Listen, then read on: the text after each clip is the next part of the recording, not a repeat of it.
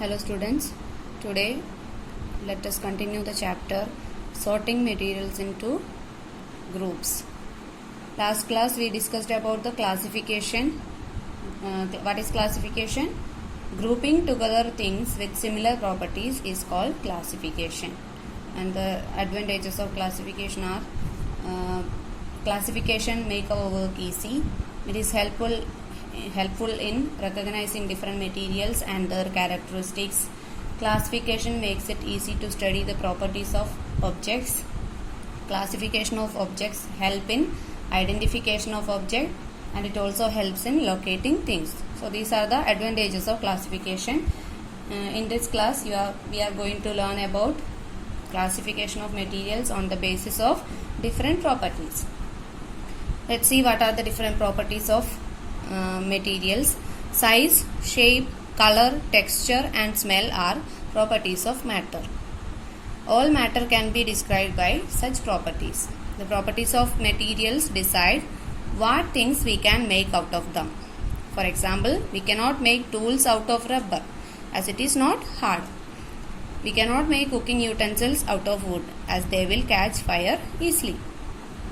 So, properties, based on these properties we can make different things. As a given example, rubber used to make tools because it is not hard, and cooking utensils, for making cooking utensils we cannot use wood because it catch fire easily. Now let's study some important properties of matter. Appearance. First property, appearance. Paper looks different from cloth. Wood looks different from iron. Iron looks different from copper or aluminium. At the same time, there are some similarities between iron, copper and aluminium that are not there in wood or paper. Paper is different from wood. Wood is different from iron. It is different from copper and aluminium, but there are some similarities also. Because iron, aluminium, copper all are metals, but wood and paper are different from metals. They are non-metals. So we can say that materials can be classified on the basis of their appearance. The second property is luster. Let's take a metal spoon and a wooden spoon. Which one will shine? The metal spoon. Wooden spoon does not have a shine. So shiny materials are called lustrous materials, and which are not shine, they are called non-lustrous materials. Other examples are silk cloth. Silk cloth has a shine, whereas woolen cloth does not have shine. And iron rod, if we take an iron rod, new piece of iron, we can see that shyness. But after some time, after some days, it feel dull because these metals lose their luster when exposed to air and moisture. When we come in contact with air and moisture, they lose their luster. So metals have luster and non-metals have no luster. Most of the non-metals have no luster. So we can classify on the basis of luster materials into lustrous materials and non-lustrous materials. Next property is texture. Hard or soft, smooth or rough. We can classify things on the basis of this property. Different materials feel different when you touch them. That is, they have different textures. For example, metal is hard and smooth, whereas wool is soft and rough. Soft materials can be compressed or scratched easily. Hard materials are difficult to compress. We can classify materials on the basis of texture: hard materials, soft materials, rough materials and smooth materials. So we can say that materials can be classified on the basis of their texture. Now next, most familiar property, you already know about the states of matter. You already know solid. There are mainly three states of matter: solid, liquid or gas. Most materials can be placed into one of the three groups: solid, liquid or gas. Let's see some examples here: coin, book, oxygen, petrol, stone, water, hydrogen, orange juice and water vapor. Now let's classify them into solids, liquids and gases. In solids, coin, book and stone. Coin, book and stone are solids. Then petrol, water, orange juice are liquids. Then oxygen, hydrogen, water vapor. All these are gases. So we can classify on the basis of states of state into solids, liquid or gas. Now let's see some properties of solids, liquids and gases. Solids do not easily change the shape or volume. You can move a box from one place to another, but its shape and volume does not change. First property is solid. First property of solid is it do not easily change the shape or volume. We cannot change the shape and volume. You can move a solid. You can move a box from one place to another, but its shape and volume does not change. They remains the same. But liquids, if you pour milk from a jug into a tumbler, its shape changes, but volume remains the same. So liquids change shape but not volume. Liquids change shape but not volume. Same amount of, if you pour milk from a jug into a tumbler, same amount of milk will be there, but the shape changes. Its volume does not change and the shape changes. Gases easily change the shape and volume. Gases change both shape and volume. If you pump air into a football, the air fills the football and takes its shape. If you fill air into a football, the air its shape change into shape of the football, and the volume also change. Its volume changes. It takes up less space in the football than it did outside the football. It takes less space inside the football. It takes less space, but if the air is outside, it will take more space. Now another property, arrangement of molecules. On the basis of arrangement of molecules, this matter can be divided into solids, liquids and gases. All molecules of a substance attract each other. The three states of matter have different properties because of difference in the arrangement of molecules in them. Mainly, difference in the three states of matter have different properties because of the arrangement of molecules. In solids, the molecules are very tightly packed. As they are very close to each other, they attract each other very strongly. Molecules are very tightly packed. This force, so the force of attraction between molecules are very high. This force of attraction keeps them together. The position of molecules in a solid are fixed. Molecules have fixed position. They can only vibrate about their fixed positions. They can't move from their position. They can only vibrate. This is why solids have a definite shape and volume. This is the reason the molecules are tightly packed and the force of attraction between each molecule is very high, and they are fixed at a position. Molecules are fixed at a position and they cannot move away from each other. So solids are rigid and hard. In liquids, molecules are less tightly packed. Since the molecules are further away from each other than in solids, they do not attract each other so strongly. The force of attraction between the molecule is comparatively less than in solids. The positions of the molecules in liquids are not fixed. They have no fixed position. The molecules can move around within the liquid. They can move around within the liquid. Liquids are rigid and do not have definite shape. Liquids are not rigid and do not have definite shape. They are not rigid because the molecules can move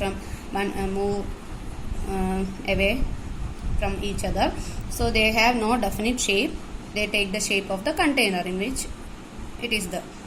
Then in gases, the molecules are so far apart because there is large space between molecules. There is no attraction between them. There is no force of attraction between the molecules.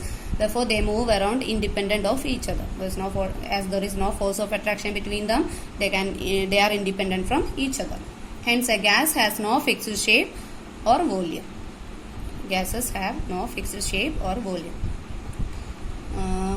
The molecules move around in the full space available to them. They can move around everywhere. That is why a gas filled up the space available to it. The gas fill up the space available to it. Available space, the whole available space it can contain, fill. So let's see in the picture. You can see the molecules, arrangement of molecules in solids. They are very tightly packed. They can vibrate. They are fixed. Molecules are fixed at their position. They can vibrate only. And in liquids, you can see they can slide or slip over each other. They can slide. Slight movement is possible inside the volume. Then in gases, the particles are very quickly moving. Quickly moving particles you can see in all directions. They can move everywhere. So that is arrangement of molecules in solids, liquids and gases. Now next property, solubility. Solubility in water. To understand this, there is an activity. Half fill a glass tumbler with water. Add a teaspoonful of sugar to it. Take a glass, add half fill water, and then stir. Add teaspoonful of sugar to it and stir the water. What happens to the sugar? The sugar disappears.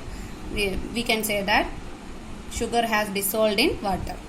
Actually, water causes all molecules in the solid piece of sugar to break apart.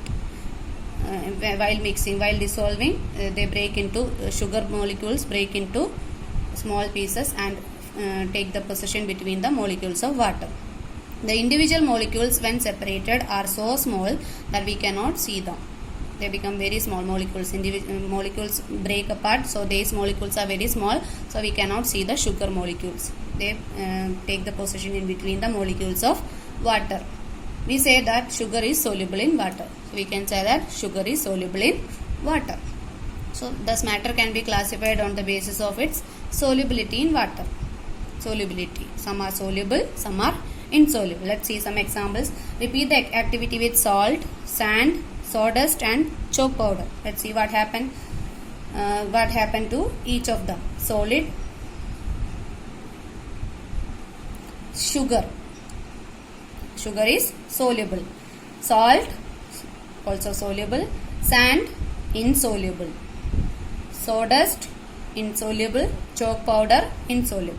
So these are some soluble and insoluble materials. So we can say that materials are classified on the basis of solubility in water.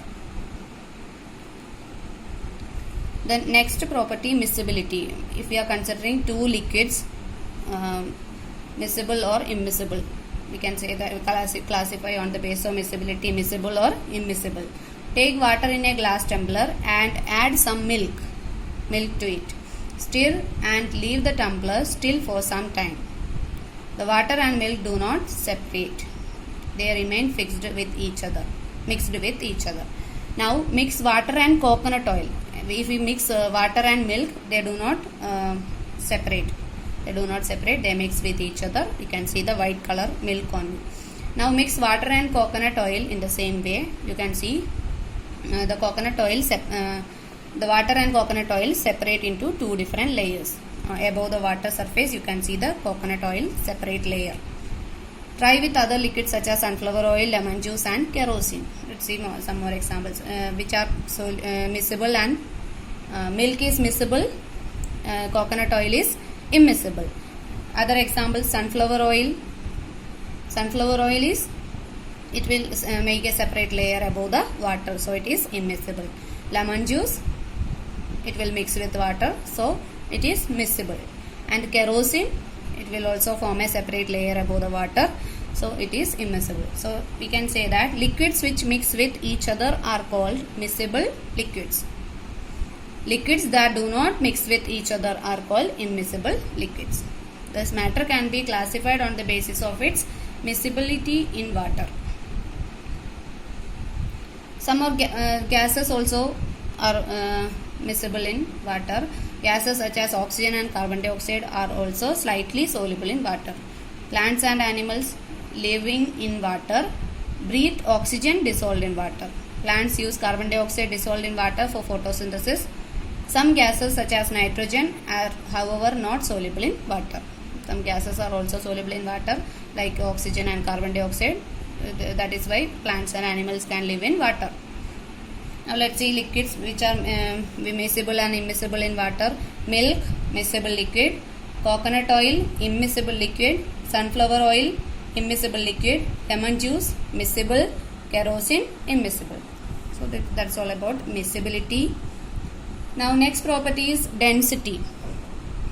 Density, floating or sinking. Materials can be divided into floating and sinking. If you drop an iron nail in water, it will sink, but a piece of wood will float on water. If you weigh equal volumes of iron, water and wood, you will find that iron is the heaviest and wood is the lightest. Iron is heaviest and wood is lightest. That's why it sinks in water. An equal volume of aluminium will be lighter than iron but heavier than water. Aluminium, it's a metal, so it is lighter than iron. Iron is heavier than aluminium, and aluminium is heavier than water. It will sink in water. All the metals will sink in water, but wood, it will float in water. An equal volume of cotton will be lighter than water. If you take equal volume of cotton, it is lighter than water. It will float on water. The mass per, now let's see what is density. The mass per unit volume of a substance is known as density. Mass per unit volume is known as density. A substance, iron, aluminium, which is denser than water will sink in water. A substance which is less dense than water will float on water. If the density of substance is higher than water, it will sink. If the density of substance is lower than water, it will float. So matter can be classified on the basis of whether it floats or sinks in water based upon the density, on the basis of whether its density is less than or more than that of water. If it is less than water, density is less than, it will float. If density is higher than water, it will sink. So that's a term density, floating and sinking. Now last property, transparency. You can see through glass but not through wood or metal plate. If you take a glass, metal plate and wood, you can see only through glass. This is because light can pass through glass but not through wood or metal. Substances are classified into 3 groups depending on the amount of light that can pass through them. So we can classify on the basis of transparency. Materials are classified into 3 groups: transparent, opaque and translucent. Let's see what are transparent. If most of the light can pass through an object, if the object allows all the light to pass through it, it is known as transparent. Just example, glass, clear water. Then if light can pass through an object partially, it is called translucent. If the object allow light to pass partially, not full, not all the light to not all the light is allowed to pass through, only partially it is allowed. They are called translucent. Example, butter paper, tracing paper. Have you used tracing paper? Tracing paper means partially, it allow light partially to pass through it.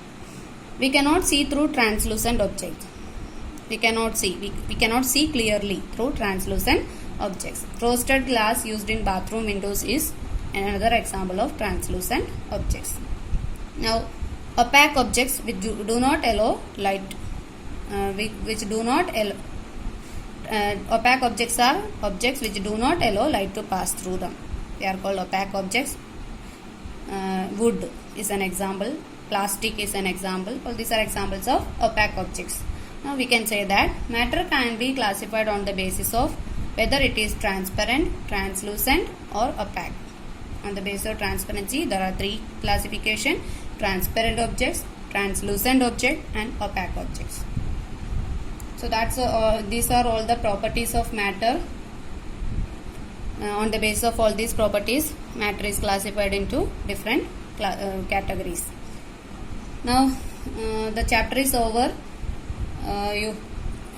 Along with the notes, I have given the back exercise of this chapter. Also, you can write the answers. If there is any doubt, you can write the answers of worksheet. If there is any doubt, you can go through the back exercise and find the answer and write it in the copy. Along with this, I already have given the activity of paper weaving, the chapter 3, fiber to fabric. I hope you have done that.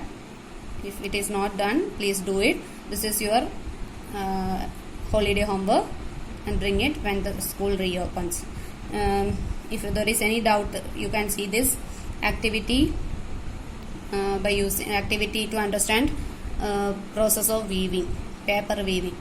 By using paper strips, you can make weaving pattern and bring it when the school reopens. And one more activity is given, holiday homework activity. Collect different fibers and paste them in your collect different fibers or fabrics in and paste them in your copy and write 2 properties of each. So these are all holiday homeworks you can do at home and bring when the school reopens. So that's all for this session. Let's stop here. Let's see in the next session.